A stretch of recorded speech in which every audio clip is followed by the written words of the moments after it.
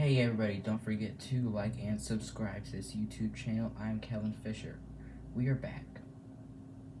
It's been a while, but it's been a couple months, but I'm back, and as we are about 77 days away from college football starting, this is when it's probably a more relevant time to start talking about college football, as I started pre-gaming for this upcoming season the day after Michigan won the championship. So I decided to start posting about it now.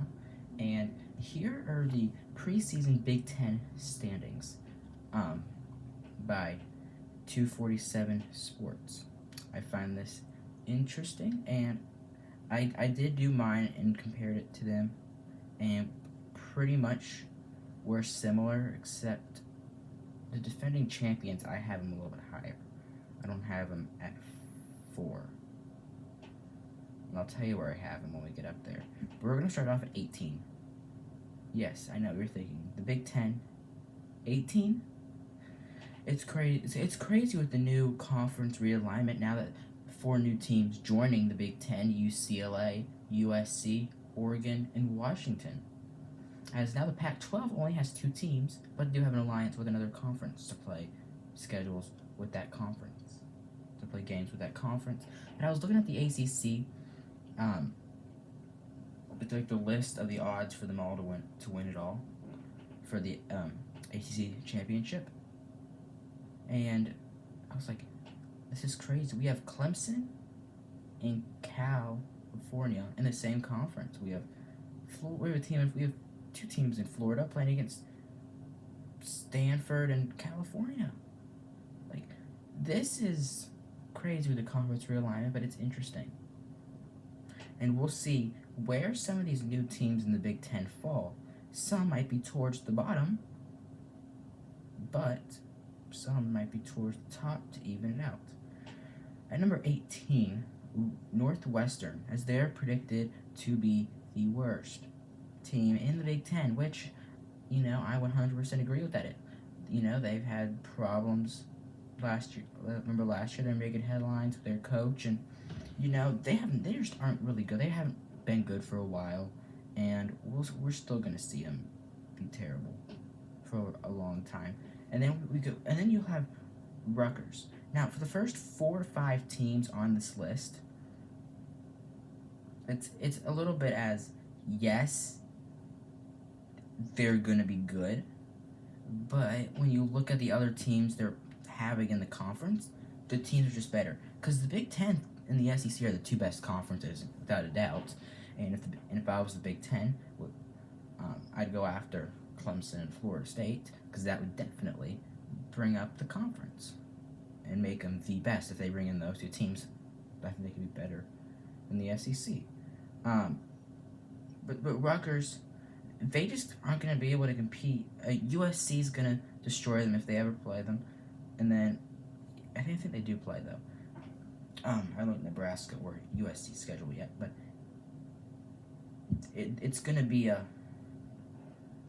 hard for them. As I've seen them play bowl games. They do good in the bowl games, but their defense is okay. It's their offense that scares me. And then it's kind of vice versa, what I've seen from Maryland. I think their offense, Tua Tagovailoa's brother as a quarterback for the past past season or 2, and he's good. But the defense, they give up a lot. They're gonna lose games, especially when you're playing against high-powered offenses, like Penn State. But Ohio State and Michigan both lost their quarterbacks the draft. But then you have Illinois. The coach, Brett Bielema. I don't like him at all, but he'll do. And I'm happy to see him down on the list, because I'm not a huge fan of him. But I don't think this team will succeed, as they're usually in the middle of the pack. But with the 4 new teams coming in, I think the 4 new teams are going to be better than Illinois. And that's why my list is very similar to 247 Sports. Then you have Indiana on this list. Now, this is interesting, putting Indiana this high up on the list. There's two things that I disagreed about, which one was Michigan and then Indiana. I think Illinois is going to be better than Indiana, because if you look at Indiana, what all they do? I don't think they do an okay job at scoring. But once again, what I said with Maryland, when you go up against these other high-power offenses like Penn State and Oregon,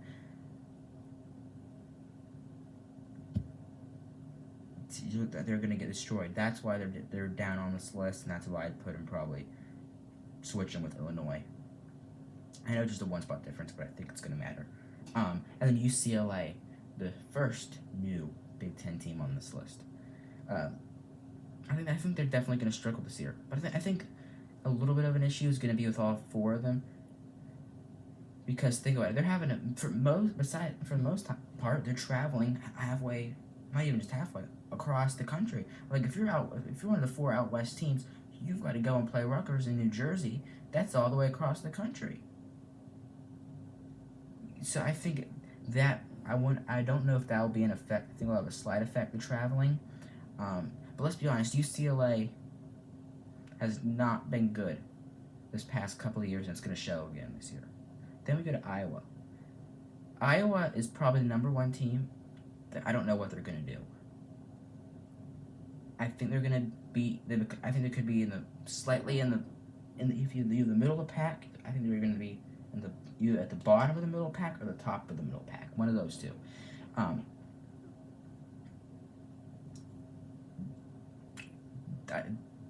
They left me speechless. I don't know what to say. I'm never speechless by anything, but they left me speechless. This is the first time ever. I don't know where to put them. I think they're going to be good, and they've got good offenses. But when I look at their schedule, I don't know. Now let's go to Minnesota. Minnesota, I think this is good. I think Iowa, you could probably switch them, in my opinion. But Minnesota's, I think they're gonna not do very good. I think they'll be right around 500, just like last year. And then you got Michigan State. Michigan State this year should be decent. I've heard stuff. I think they're gonna be decent. Now let's go to Washington. They lose to Michigan, and some people might be thinking, okay, the way all you've got in front of them is about 8 teams, so they're 9. And I think that's a good spot for them because they lost their key offensive players, and I think it's going to show this year. And that's why I think when they face teams in their schedule, pretty much any team ahead of them, they're going to lose. And I think they're in a great spot. Same thing with Purdue. Purdue this year, they should be better than last year, but still not at that top 5 team level. Close to it, but not that top 5 teams in the Big Ten. Now we're going to go to Wisconsin. Yeah, as you know, I'm a Wisconsin fan, so it's not fair to me to keep on talking about so much, going in depth about Wisconsin when I haven't with the rest of these schools. That's not fair though. But Wisconsin's going to be interesting because, they're switching the way they play. It's a very different. They play very fast now with Luke Fickell as their head coach, and it'll be interesting to see what happens. Now you have Nebraska. Nebraska is a team. Because I've looked, schedules, what people think, and experts. And I've seen people, Nebraska's going to play a lot of close games, and I've seen 50% of people say they're going to win those close games. I've seen 50% of people say they're going to lose those close games. And I think they're probably going to split a couple of those close games. They win 3 close games and lose 3 close games. But in the rest of the games, I think they got a pretty good shot on. And then you have USC. USC, I think, is going to be good this year. This is the first team on the list where I'm at the 5 spot where I'm like, yes, they're definitely going to be good this year, because the rest of these teams are good. Because then we have Michigan. I think Michigan could be higher. I think Michigan could possibly be better than Oregon, which Oregon's not even next on this list. That's Penn State. Penn State's going to be very good this year.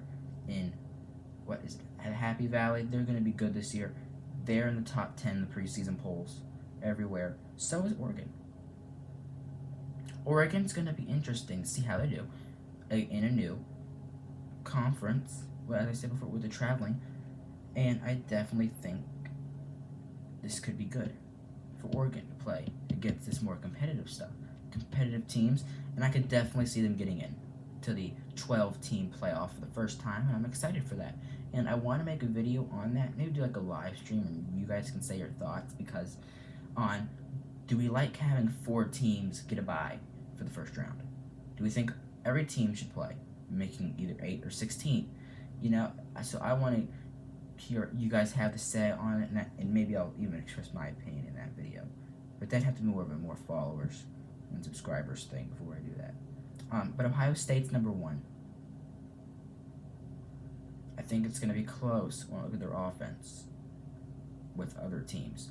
But they have 30 commits coming in.